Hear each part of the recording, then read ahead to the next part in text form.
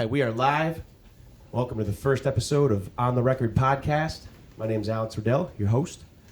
I'm a local musician of the Capital Region. I do some solo gigs. I do a little guitar, a little singing. Got a band called Geezus. We're going around this area pretty good, making our way. And today, I got a very, very special guest for you guys. He's a great friend of mine, amazing musician. And we are in the same band called Geezus. Let me bring out our vocalist, Maddie D.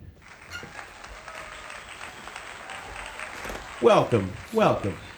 What's happening, my brother? Right. Hey. Good to see you. What's up? Make yourself comfy, get that mic wherever you need it, don't be shy. I will make myself comfy because it's my house, right? That's right. We're in the Maddie D establishment here. Yeah. I set myself up so I'm good and comfortable here the way I like it.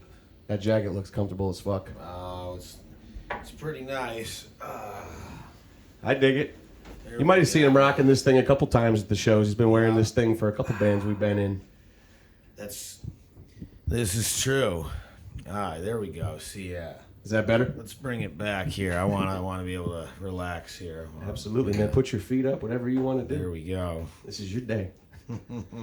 So you're a busy motherfucker. So you do acoustic stuff, you do band stuff, you're in multiple projects, doing a bunch for the city of Cohoes, the city of Troy. You're all around supporting people, doing all your own projects, writing music. So what's up? What's some endeavors going on here? We got a lot of well, there's, like you say, we got Ginger Geezus, and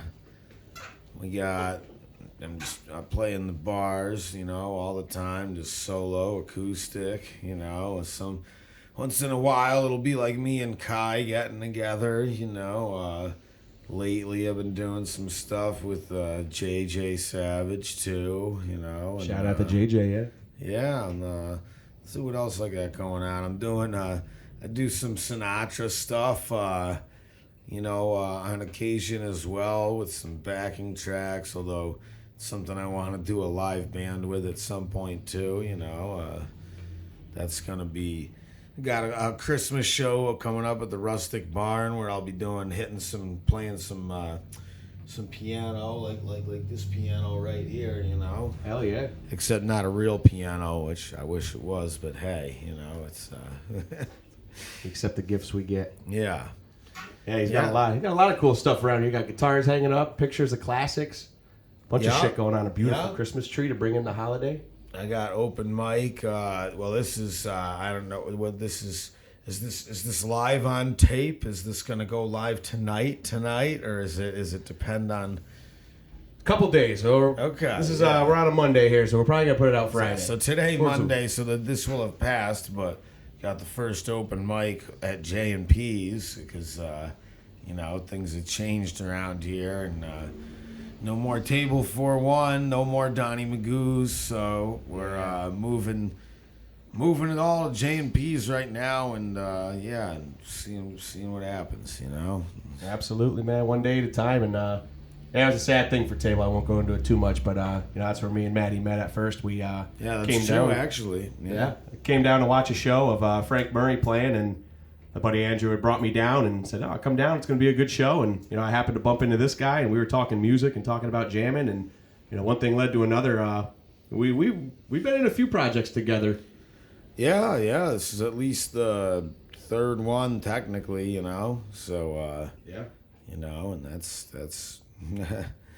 well, hey, maybe the third time's a charm. That's what they say. That is what they say. That is exactly what they say. So tell them a little bit about the projects before. So, before we get into that, why don't we, because I remember I'd say at this point, 4 years ago, I'd say you weren't really into music so much. I think you played a little bit, but you weren't really on the scene just yet. Yeah, no, I was playing around a little bit, and I was not playing out in bars or anything. I had a few guitars hanging on my wall from years ago, and for whatever reason, I actually started playing with my other buddy, Jared Archambault, a guy I worked with, and his brother Frank, and their cousin Joel, and I was just jamming around on a hand drum at that point, but I was like, I'll do some music shit again. I don't know, and Then after that, I was like, well, maybe I'll pick up the hand drum, or not the hand drum, pick up the guitar again a little bit. Maybe I'll try to sing a little bit. And sometime around then, when I was just starting to go out and do that, that's when COVID happened, and spent a lot of time just out in my garage during that, just playing guitar and singing and seeing. I never sang before for anything, before that. And then I guess got to a point where I thought I was sounding pretty good in the garage, and then we move on to, you want me to roll right into our projects or the bar or the... Yeah, I mean, before that too, I think 2020, so it's 2020, a lot of this happened for you, and I think during COVID, I think I can speak for many of us when we said a lot of that time, I think we all harnessed a little bit of our craft that we wanted. I think life gets so busy sometimes, and unfortunately it was a bad circumstance, but I think sometimes when you have a little time to yourself and life kind of gets put on hold, you really actually find what it is you're into, and you go from there. So yeah, that's awesome, dude. Like, I'm really happy where you came. I'm watching your growth through these years, and so let's get into maybe the first song that you learned that you posted. Do you remember that? Boy, that's a great question. Let me think about that. The first song that I learned that I posted. One that got you going. It was at boy, I don't even, the first one, like, I don't even know I don't think I do know what it is. I don't think I got a clue. It's something I never think about either. Okay, because I'm like, and like, I was going to say, do you know? Is this a... Renegades by Ex-Ambassadors was the first one I actually got through, and I was like, maybe I could do this. I don't know. Yeah, no, in terms of posting it something online or on YouTube or whatever, yeah, I'm not sure. I have no idea. There was a whole bunch of them I put out there at different points. Maybe the first one maybe was probably the Bobby Caldwell, What You Won't Do for Love, Oh, yeah. Funny, because then that's a little bit of a different one. I don't know that I'm doing anything that really fits right in with that vein right now out there in the bars other than karaoke, which, I'd prefer to sing and not host. But right. That can be a lot of work. Especially taking care of all the slips that come up. And well, I just don't want to deal with the people. I want to entertain you. So I've tried the karaoke stuff myself, and I think 3 out of 4 times, I think by the end of the night, when I lifted up the mixer or the computer or something, I saw like 2 or 3 tags that I never got to, and I knew people were definitely mad at me for it. There's a lot to keep up with when you're doing that stuff. People are just throwing them left and right, and before you know it, some fall off the bar, or you never know where the hell they go. Yeah, well, there's that too, and then there's the people just, yeah. It's karaoke, man. It's fucking karaoke. It's a fun mess. That's what it is. Yeah. Oh. So yeah, let's go into some bands you've been in. I know we jammed at first. Was that your first band that we were kind of trying to put together at first? That was my first band in a long time. I played guitar in this little outfit up in college in SUNY Oswego in like 2001, 2002 in Waterbury Hall, Lakeside, and we didn't even have a name. We were just like the dorm hall band, and we played around a few times, and that was fun and stuff. But I didn't sing for that band. I just played guitar, and then when everything came back to life here a couple of years ago, then we did our thing, which we what is it? We actually at the time we were calling it Dead Weight. And it was like, and I think it was 2 words, but I noticed recently, bro. I think there's like a band around here called Dead Weight now. I'm pretty sure they're a metal band. Yeah. I seen them on a bill with something else, and I was like, oh, that's funny. I was like, well, missed the thing by a few years on that one there. But I wonder if they actually made it before we did. I wonder, that might have been a clash at first. Like, there's probably, it's not a bad name, although it's a funny name when the band breaks up, because we're like, oh, it was Dead Weight.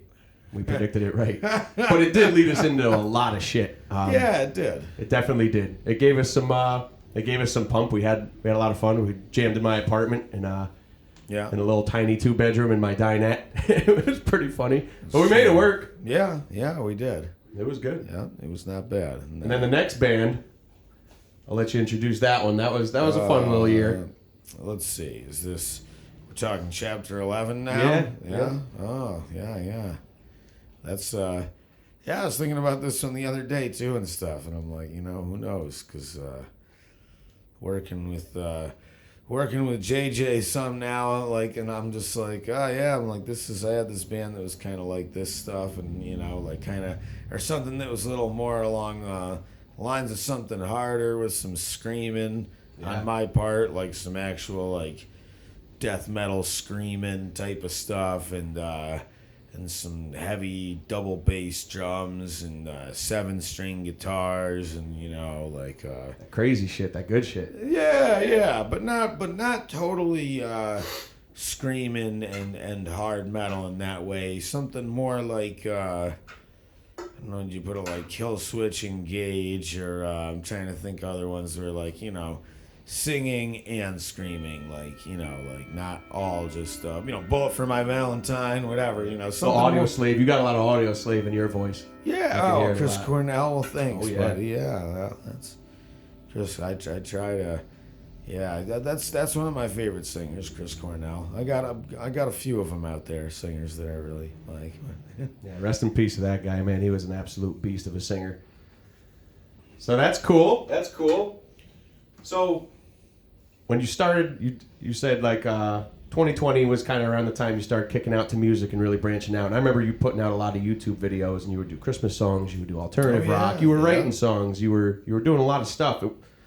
Was there you got any artists that got you going, like into music originally, maybe even before 2020, like ones that you heard it and you're like, I got to do this, like this is what I want to do?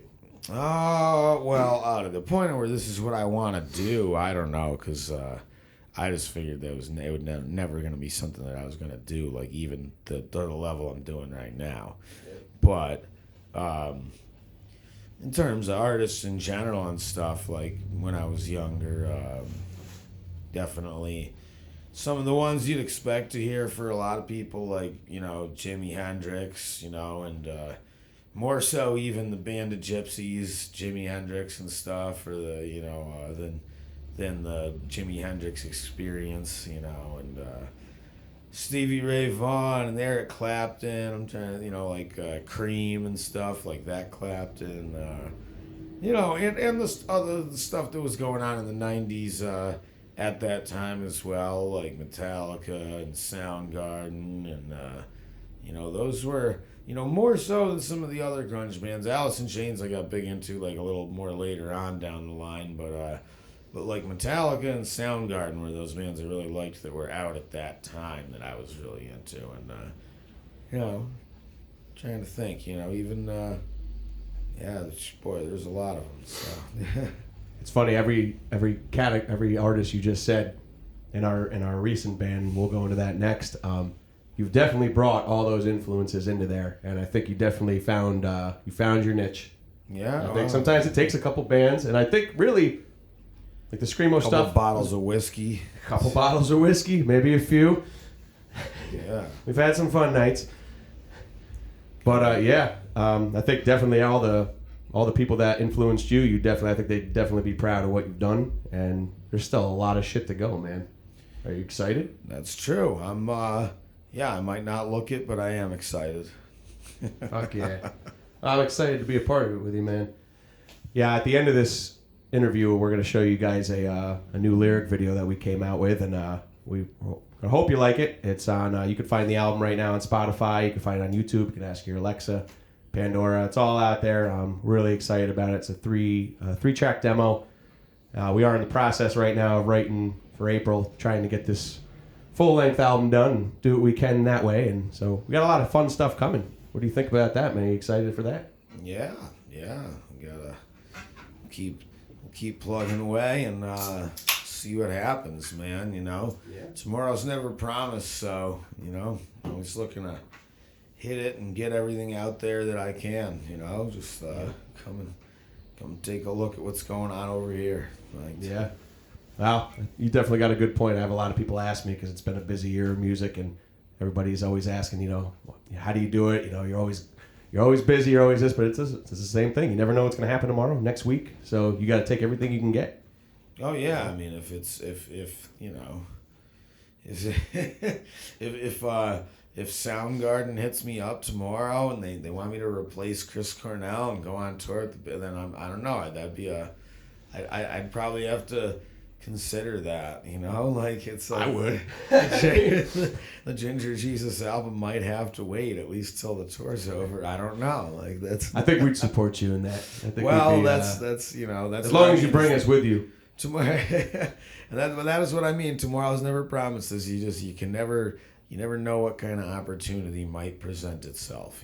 Something Right. like maybe a run for president. I don't know. Could be the mayor of Coes. Yeah, that was. Never know. I'd rather be the lead singer of Soundgarden. Yeah. And, or I- Ginger Jesus. I won't lie, a tour with Soundgarden would have been freaking awesome. Yeah. That would have been pretty cool. Who knows? Maybe I could do both, though. Maybe I think you could. I mean, right now, the guy's doing... How many shows you say you do a week? It's slowed down a little bit lately, to be honest, and especially with all the changes.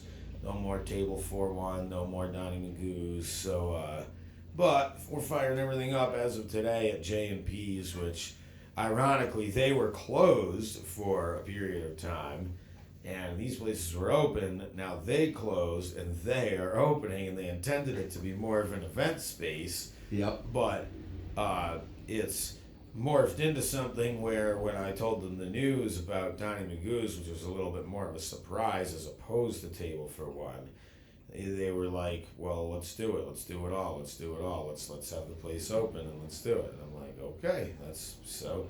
And it's right next door to where Donnie Magoo's was, and right next door to Smith's as well. So, Right. So not much more of a walk than they were doing before to get there. no, and theoretically, I'll have it won't be me a lot of the times. On Mondays, I'll host open mic there. On Wednesdays, we'll have solo acoustic stuff going on there. And Is that like like shows or like open mic? like shows. On Okay, so Wednesday. full acoustic duos and stuff. Yeah, acoustic solos and probably mostly solos, duos if people want to split the money, but can't the budget is what it is, so it's it's up to you to work with it, I guess, and then Friday is karaoke, but that's and karaoke is probably hopefully at least. I haven't hosted it in months, even when Donnie Magoo's was open. It's mostly been Seth Cassell and Deb Zepp stepping in for me, and they're more than happy to. That's another one of these things where as time goes on, some of the stuff like the karaoke's and the open mic hostings, will be passed to other people, and that's a good thing because other people deserve opportunities too, and I'm overwhelmed. and so in a normal week, I have like responsibility for those three gigs, those three events, Monday, Wednesday, and Friday. And usually I'm playing somewhere on Friday and on Saturday as well. So it's kind of like, I have responsibility for three, one of which I normally do, another couple gigs. So it's three, I probably play like 3 gigs, and I'm involved with like 5 or 6, which I varying levels of attachment and this and that too. So. Right. So I remember a flyer you gave me your first year when you were doing a lot of the acoustic stuff going around, and correct me if I'm wrong, but I think this one day you had 3 gigs back to back. It was something in Waterford, I believe, right? You were doing the Canal, Eating the Street, or you had like 2 or 3 that day, I believe. I might have had the 3 the one day. If we're thinking about, let me see here. Maybe it was Mac and Cheese Fest. That is it, yeah. Mac and cheese, then to Waterford. Playing, I played the city stage twice. Once at the Canal Square stage in Coes. Once at the stage that was down by Columbia Street at the other end of Remsen Street. Yep. And then I played Donnie Magoo's afterwards, I believe. How late did you stay up that night? Were you able to make it? Or? Oh, I have no idea. That was I was playing Donnie Magoo's by like 5 p.m. or something, like 4 or 5 p.m. I want to say, after playing the city stages. So yeah, I was triple dipping. that day. I don't know that that's something that I would do again. I probably wouldn't, but it's even double back when you do one and one, like one day and then one the next day. How bad your fingers usually hurt? They're stinging, right? well, my fingers are all right. I'll tell you what, but my voice eventually. There was a while there where with a couple of these places. Let's see. There was a while where I just had something every day, and when you say how many gigs do I have in a week, well, it's really more like, think about it in this way. It's like, let's say it's a week where I'm going to be playing solo on Wednesdays, because I do that about once a month. So, open mic hosting on Monday, band practice on Tuesday, solo gig on Wednesday. Thursday is off. Maybe I'll go to an open mic at the Rustic Barn or the Unihog or Lawrence Street, something like that. Yep. Friday, Saturday, both solo gigs. Sunday, we give it up to the Lord. There you go. So that's however many gigs it is. All I know is it's basically 6 straight days of singing every week, and like 1 or 2 of those days is less singing, but most of them are a solid 3-hour batch of singing, you know? Yeah. And that's it's no joke when you're doing it that much and that heavy. Like Yeah. Do you have a way? Do you have a certain thing you do every day to kind of get your throat ready, or do you just walk into it naturally? How do you manage all that? Yeah, I do all sorts of things to help get ready, like drink coffee, smoke cigarettes, drink Jack Fire, sometimes some beer. That's but else, I do drink more water. So no like yoga and stretching or like. I drink some water sometimes, and maybe even the occasional tea or something like that as well. But no, there's no special regimen for me. For me, it's just play around with my voice a little bit, maybe on the way to the show, from driving there or whatever, like if I'm on the bus, it's a little more weird, but I'll still do it, but That's gotta be a cool experience, though. So you took the bus from here to like Troy, play a gig, and then take it back. That's pretty cool, man. The Fiddler for that, and other places, and I'm sure there'll be opportunities to do that again, because there's a few good bars that are right where the bus stop is, and there's a bus stop about 300 feet down the street outside in front of my house from here, so it's convenient sometimes. The other night I took the bus home, the 922 from downtown Troy to here in the middle of the night when it was snowing, and it was it's nice to ride the bus in the snow like that. It's fun. And you get special treatment when you get home. I don't know if anybody knows this, and I'm not going to show you the bathroom. But this guy can take a dump before he even gets in his damn house when he gets home, because he's got a shitter right on his porch. Don't tell the secret, bro. I won't tell you what door it is. Don't try, because you might walk into someone's house. There's no toilet paper in there right now. So. Yeah, it's a setup. You want to go in? You better have your own. The TP is locked up, bro. It's under serious guard. Yeah, that's pretty dope. I never met anybody with an outside bathroom on their porch. I think it's pretty badass. It is covered. It's not a urinal or anything.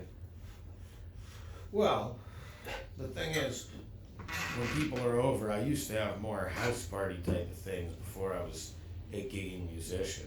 Yep. And I remember some of those, man. It's nice to have a bathroom outside, so when we're doing these parties and stuff, that people don't have to go inside and be tromping all through the friggin' crazy little cockamamie kitchen, which is what it is. And, but that was planned out well. Whoever thought of that, because they put the bar out there, they must have been thinking the same thing. Yeah, those were my plans. Yeah, those used to be good parties. So he's got a bar outside and a little fire pit. And I remember coming over here, and I think he would bring the whole bar back from where he was performing or hosting karaoke, and he'd come back, and there'd just be a big party of people playing bongos and hopping in on guitar and singing and group vocals, and it was a blast. It's happened a few times from the original Magoo's crew that I met over there with Kayla and Pickle and company. Pickle, yeah. And stuff, and to the times with people like Kai and Joey, and I'm trying to think of who else, Adam, and Joe Archambault, like all sorts of people.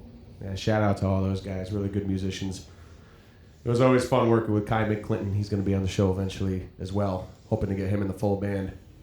Yeah, you guys do duo stuff too, right? You still doing that? Yeah, we do.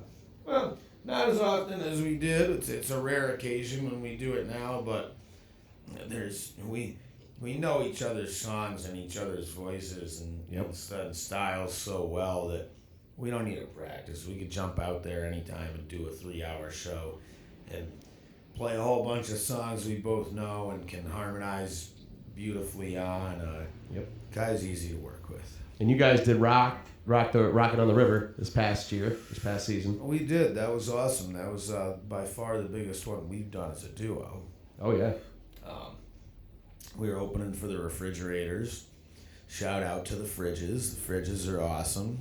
Yeah, absolutely. Liz even sent me a couple pictures of me and Kai playing up there, which was cool. So, Nice. I saw you were passing it to me, but I become Frankenstein, so I'm going to hold off for now. Okay. So this is how it usually goes. I'm usually fine and very talkative, and then I take a hit, and I'm like... Good. You're bringing a real level of professionalism into this podcast. I'm trying. That's a shock and a surprise. I'll do like my art.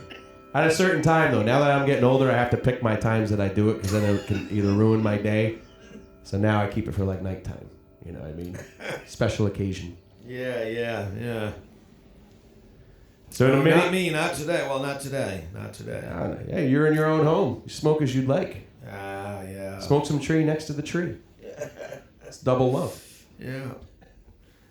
In a minute here, we're going to have Maddie play an acoustic song. You up for that? Do a song or two for us? Yeah, maybe. I might be able to pull that off.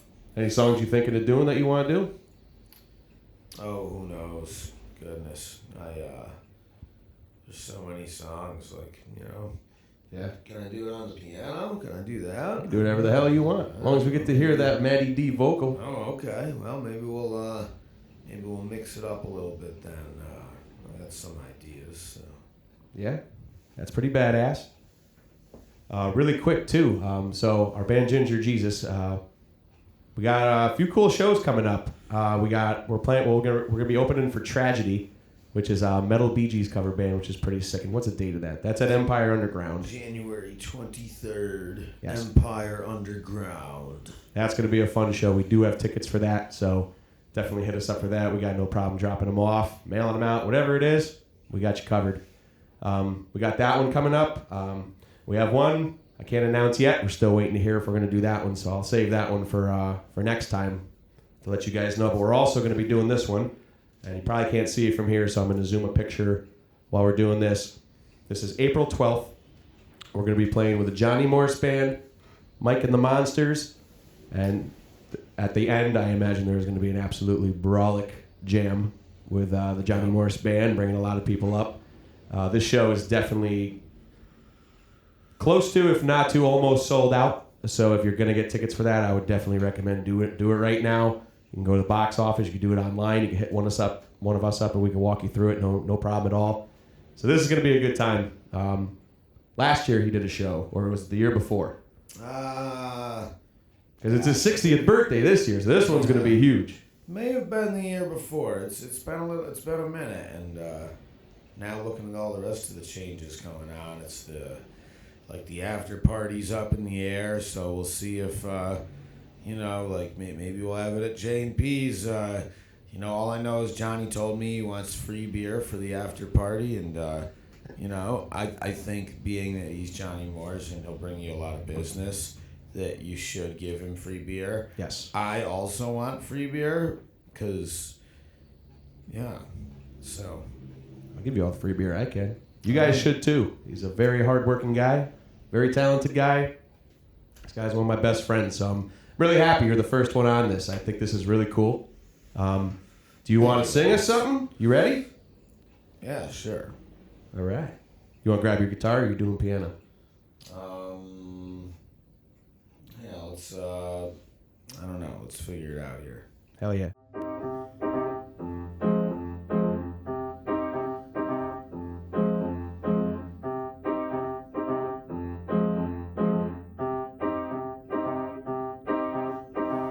Christmas will really be Christmas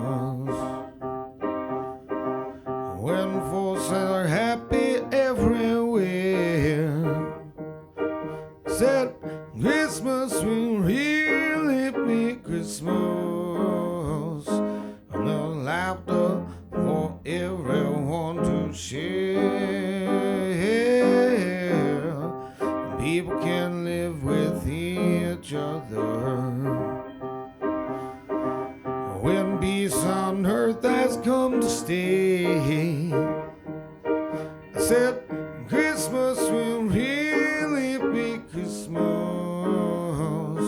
the whole world in a better way. When hearts are filled with joy, instead of worry and fear, and that's when the words Merry Christmas will be so much more sincere.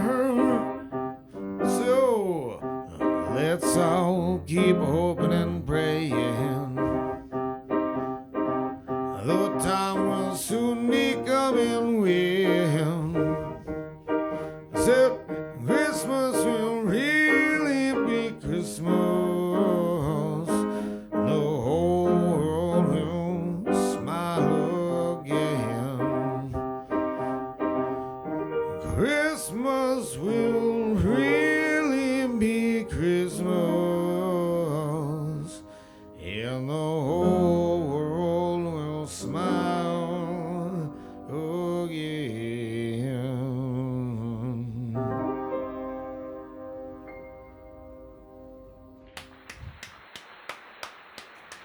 You put the holiday cheer right in my heart.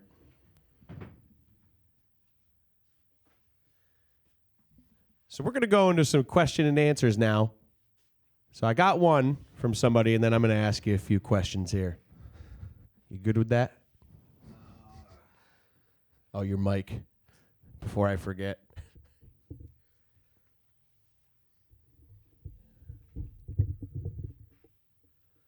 So our friend Jennifer T, she worked the table for one for a while. Shout out, Jennifer. We love you. She had a question for you. What was your favorite stage moment? Let's see. Favorite stage moment. Yeah, where you were on stage and everything, like it was the best performance, best vibe, whatever the best was for you that you always think back to. That's a tough one. Let's see. I mean, there's been a few different exciting ones. When it comes to like the best show, like biggest stage or something like that, the Powers Park one was really great. So was the opening for the Fridges with Kai in terms of like, and those are thanks to Vito Ciccarelli for both of those. So Absolutely, and, thank you, Vito.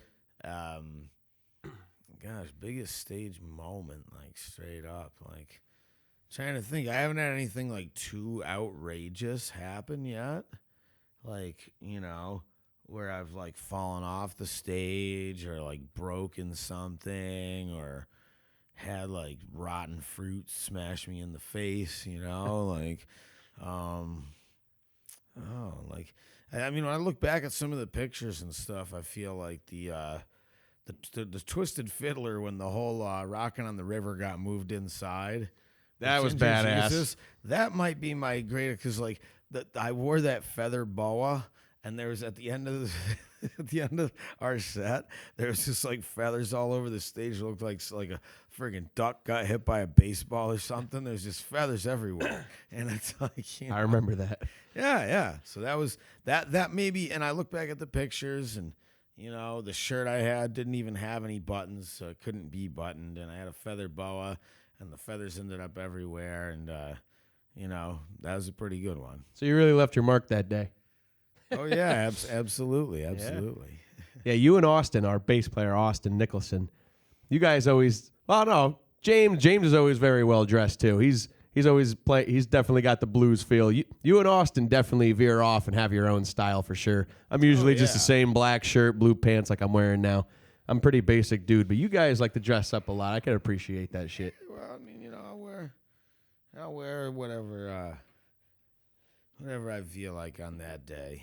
I got a lot of nice shirts and other things and coats. I got the fur coat. sometimes I wear the fur coat here, you know? Yeah, the boss robe, however you treat it, inside or out, Yeah, you know? Yeah, it is. It's a nice robe. I figured rather than, I could have just worn my bathrobe for this. It's my house. I thought about it. Technically, why not? I did think about it. But You wear it to the grocery store. Who cares? yeah. So a question from me to you. I think this is a pretty cool question. Alive or dead? Who would be one person, maybe a major musician or somebody who has a huge influence on your life and your music scene? Who would you have a beer with? If you could bring them back or somebody alive today?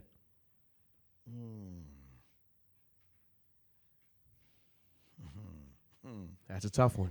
Yeah. It's definitely not somebody who's alive today. It's if you're asking me that straight up like that, boy, I feel like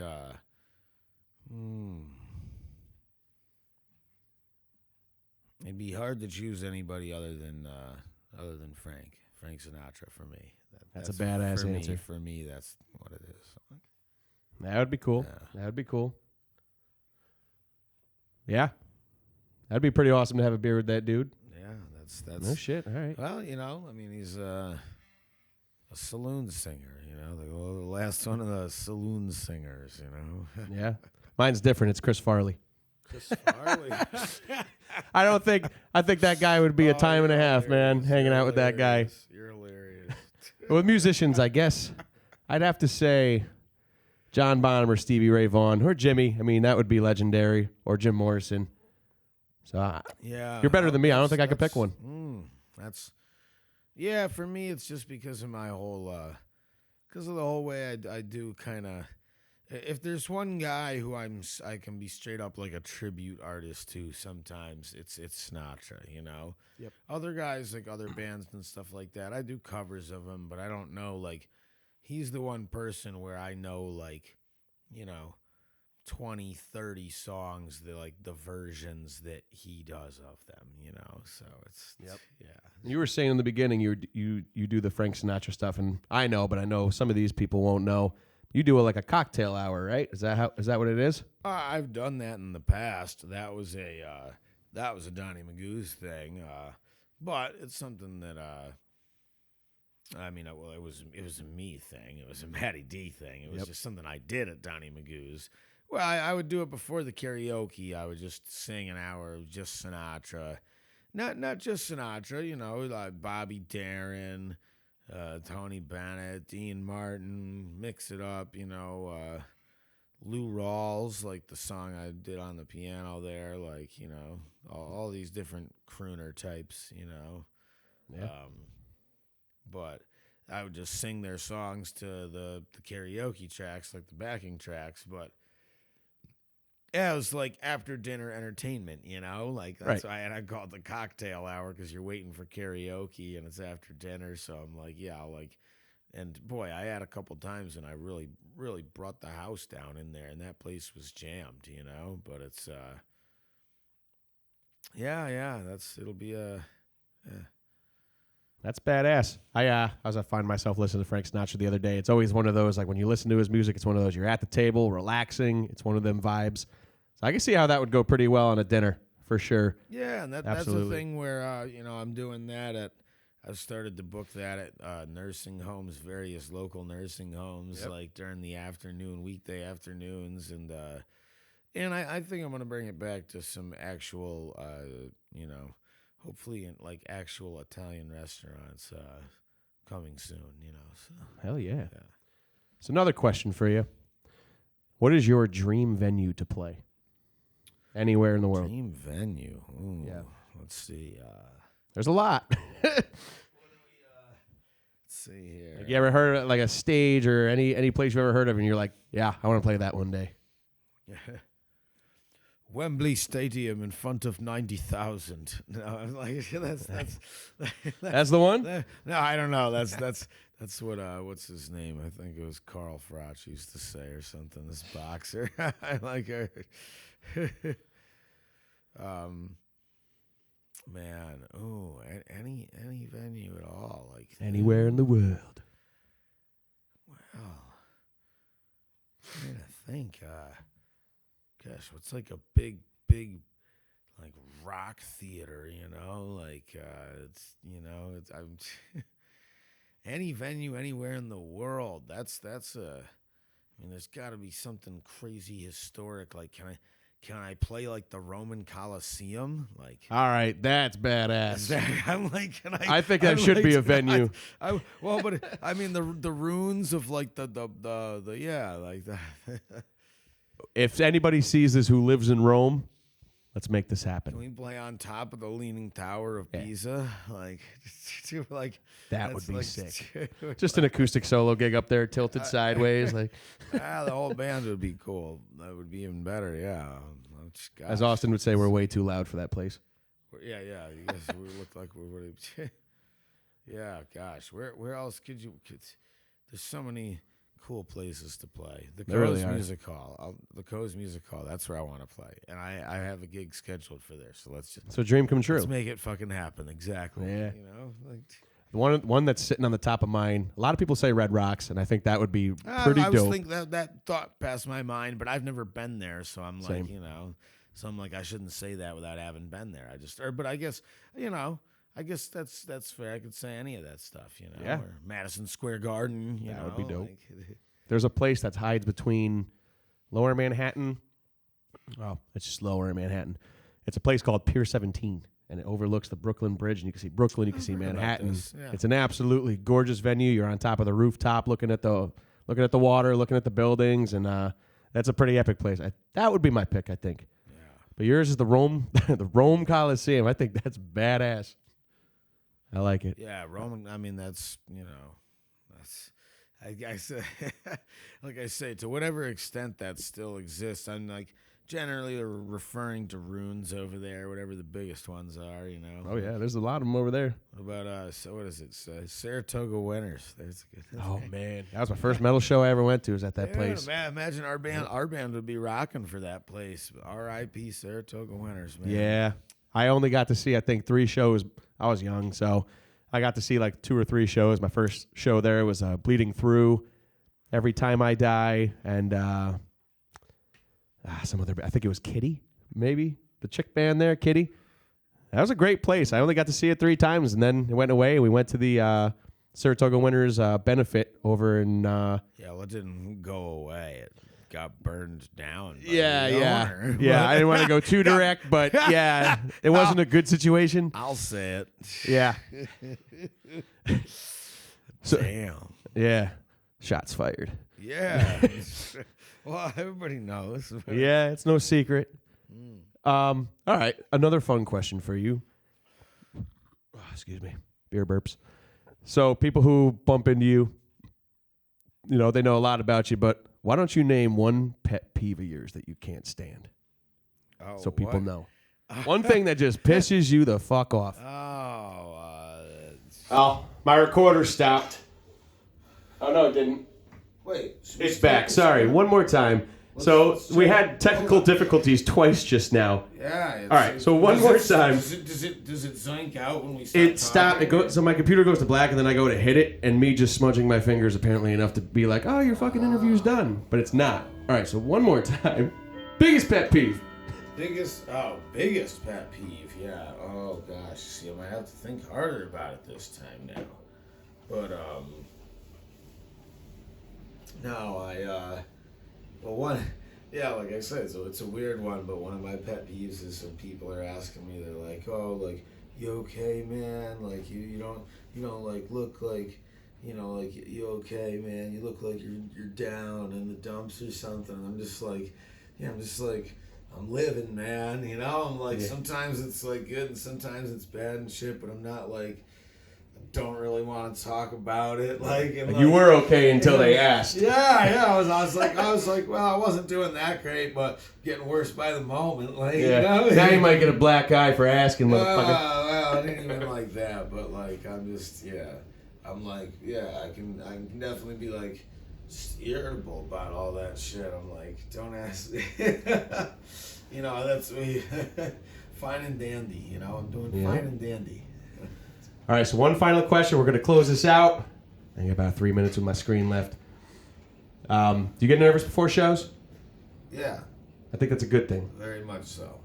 It's a humble thing. I feel like if you're nervous, that means you want to put your all into the show and you want a good performance. Yeah, and it depends. I got a level of comfort at places I've played at a lot before, but new places for solo and stuff like that, I'm more nervous. Band gigs in general, I'm more nervous. But it depends on whether it's a place I've played before or not. It's a lot of different things. I feel like it would take a little bit of the fun out of it too if you weren't nervous, and it's kind of if you're not nervous or thinking about it a little bit, I think it would be boring at that point. And I mean, some people are like that and probably aren't like that. But no, it's true, man. Yeah. I mean, part of that's like the difference between doing it like for money and for a living and like and not and like. And part of it's the just happy to be here or like more like, with some people like, I'm even in some ways still at that stage where I'm like, oh, I'm just happy to be here. Never thought anything like this would happen. But there's a level beyond that where you're like, all right, like I know that I'm here. I know why I'm here and everything. And I got to refine my craft to be the absolute best at it. And at some point when you're, if you're able to really do that and you're honest with yourself, then you shouldn't be nervous. But it's not to say that you won't be still. It's just a natural human thing, even when you are fully prepared and ready to go. Right. So that's, but there's a lot of layers to that. So it's, yeah. All right. Well, there you have it. Episode 1, On the Record podcast. Let's give it up one more time for Matty D. The fucking legend. Thank you, Alex. Hey, no problem. Congratulations on your new podcast. Thank you very much. We'll be back next week. Major announcement next week. I will let you guys know. It's been real. Thank you for joining me in episode 1. We hope you have a rockin' fucking day. Ho, ho, ho. Ho, ho, ho.